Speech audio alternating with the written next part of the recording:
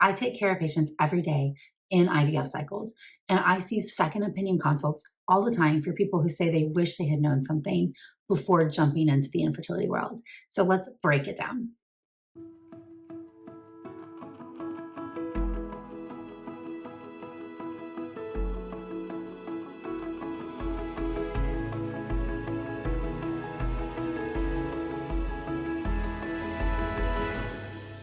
As a fertility doctor, I know that nobody wants to come see me as a patient.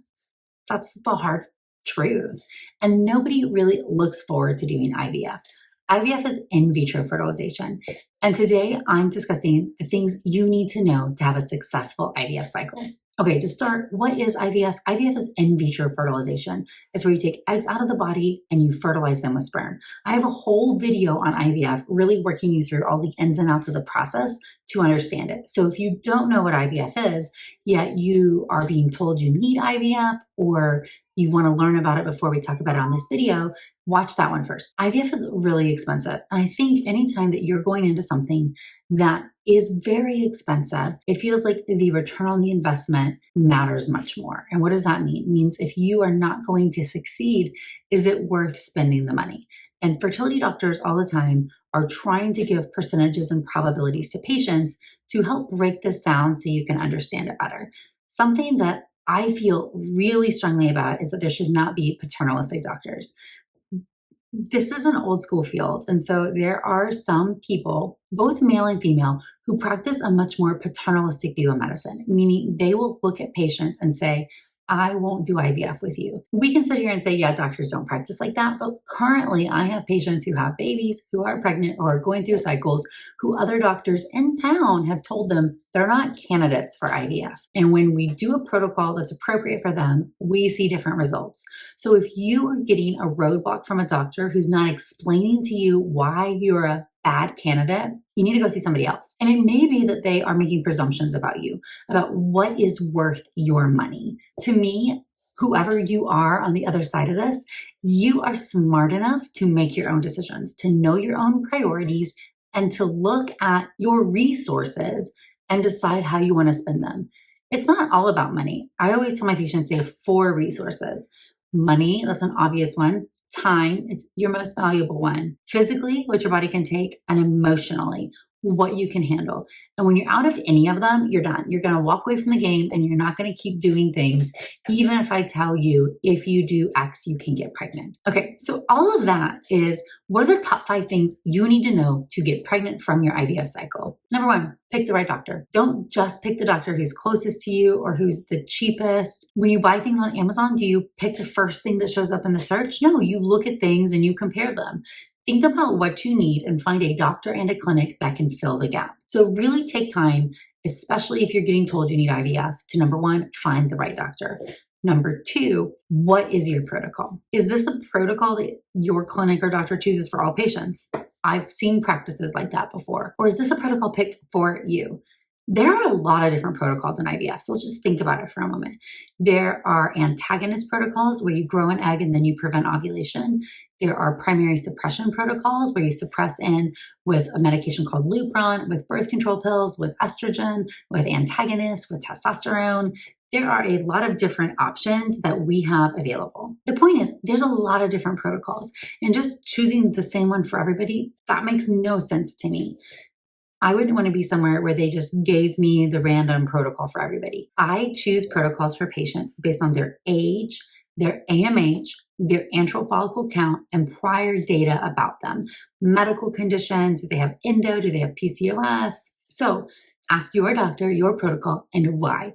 What protocol is for you? The women who get hit the hardest here are either high responders who get purposefully understimulated and they don't achieve the right level of maturity or fertilization that they could, or low responders who are not given a protocol specific for low ovarian reserve. What are your expectations? How many cycles are you going to need to get a normal embryo or to get to a birth?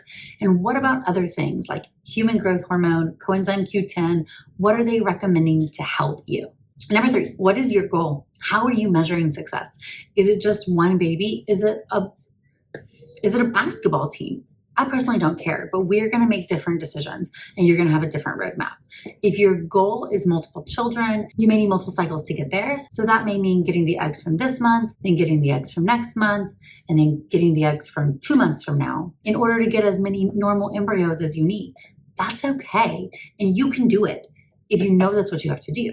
So if you expect it's going to be a 1 month process and now it's a 6 month process, you're going to be so frustrated. So I hope your doctor's asking you what your family planning goals are. How many kids do you want? What should your ideal family look like? And the older you are and the fewer eggs that you have and the more children that you want, you might need a different plan. And you deserve to know that from the beginning, or to change your plan, which is fine also. But when you are setting yourself up to not meet your expectations, that's a recipe for disaster. So I hope your doctor's asking you, what is your goal? And if they're not, you should be telling them, our goal is X. We want 3 kids in our family, and I'm 36. If I saw that patient, we're doing IVF, and I'm preparing you for potentially multiple rounds based on needing this many normal embryos before we get to a transfer. You should know that. Number 4 is I see people blindly going into a transfer. So if you are doing a frozen embryo transfer, they get normal embryos. They're like, yes, ready to just go into a transfer without stopping to think what the next best step is. Similarly to IVF, there's different ways we can do frozen embryo transfers. There's something called natural cycles and modified natural cycles where your body grows an egg and makes estrogen. And then there's controlled cycles where we give you the estrogen that your body needs. There's also additional testing that can be done. Hysteroscopy to look inside the uterus, and ERA and endometrial receptivity analysis. There's tests for clotting disorders. There's thyroid testing, testing for diabetes. Who needs what testing? It depends, and your doctor knows the answers. But you should say, why are we choosing this protocol? What's the benefit of this one for me? Do we need additional testing? If you have 1 normal embryo, I'm going to tell you, I'm going to test a lot more things because that's the embryo. At the end of the day, we need to look backwards and say we did everything possible. We don't have time to see if you're going to have recurrent miscarriages. You may not have had the opportunity to be in that position. So understanding the goal for transfer. There's a lot of adjuncts that practices use, and some of them are evidence light, meaning these things don't hurt, but they may not help. And you should know why doctors are doing or not doing them. Steroids, antibiotics, aspirin, etc. And the last thing is that you want to get pregnant with IVF. Okay, so you need to set yourself up for success. You can't go make your body grow more eggs and you can't roll back the clock, but you can set yourself up. I tell my patients, number 1, get rid of toxic behaviors. Smoking cigarettes, marijuana, drinking alcohol, that's gone. Number 2, get rid of toxins. Go through your kitchen, get rid of the Teflon, get rid of the plastic.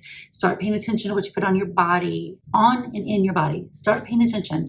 These environmental chemicals, we are starting to get research that they play a big role in how your organs, especially your endocrine organs, function. Ovaries are an endocrine organ. And let's set ourselves up for success. Number 3, what you put inside your body matters. That's your diet. What's the best fertility diet? What's good for your ovaries is good for the rest of you. Fruits and vegetables. If you can go plant-based, go plant-based. Whole grains, limit processed foods, limit sugars, limit meat, especially processed meat. Don't be afraid of fats. A lot of good foods can have fats like olive oils and nuts and avocados. And take your supplements. So every woman should be on a prenatal vitamin with folic acid and supplemental vitamin D. Some women, depending on your medical condition, may benefit from coenzyme Q10, from DHEA, from extra antioxidants, from myo-inositol. Depends on your medical situation. I don't want you to just go out and buy all of those, but I want you to have a conversation with your doctor. Hey, since I have PCOS, do you need to check my hemoglobin A1C? Should I be on inositol? Do I need vitamin D? You need to think about your whole life. It really doesn't work to think about the ovaries and the uterus as their own independent organs now. Really, they're part of your whole body. What happens to your body impacts your reproductive function. The very last thing is lower stress as you can. Lowering stress is not going to be a make it or break it as far as if you make eggs or not. But I really do think that women's bodies respond differently in times of high stress. And chronic stress is really debilitating. So we need to be mindful of that. Everybody's going to reduce stress in a different way. Is that getting more sleep, going to counseling or therapy, starting on antidepressants or anti-anxiety medications, mindfulness, meditation, yoga, acupuncture, seeing a chiropractor, getting massages. I don't know you. You know you. What can you do that takes your cortisol? So let's just think about stress as our last thing. The adrenal glands are inside our body and they make cortisol in response to stressful situation. In the early human days, that's because you were running from a bear. That was very stressful. And so your body needed this boost of cortisol, which would then tell yourself, hey, don't worry about sending blood flow to the ovaries. We don't need to ovulate right now. We need to go to the lungs and the muscles so we can run from the bear. That's the point of the stress response. Now, when you're chronically stressed all the time, you can't run from a bear all the time. We know that when you try to work out, you can't just sprint the whole time. You're going to get fatigued. But at the end of the day, you need to think and be honest with yourself about what you need. Last caveat is there are women who will not have success with IVF. That's one of the worst things about my job is that there's not 100% success rates. Some couples will grow their families with egg donation, embryo donation, adoption, gestational carriers, and more. Sending love to anybody who's finding themselves in that position. As always, you can get more fertility-related information on the podcast as a woman. You can also follow me on Instagram at Natalie Crawford MD, and I would love it if you would follow me here, subscribe, so that we can share more fertility-related information to all of our friends. Thanks so much.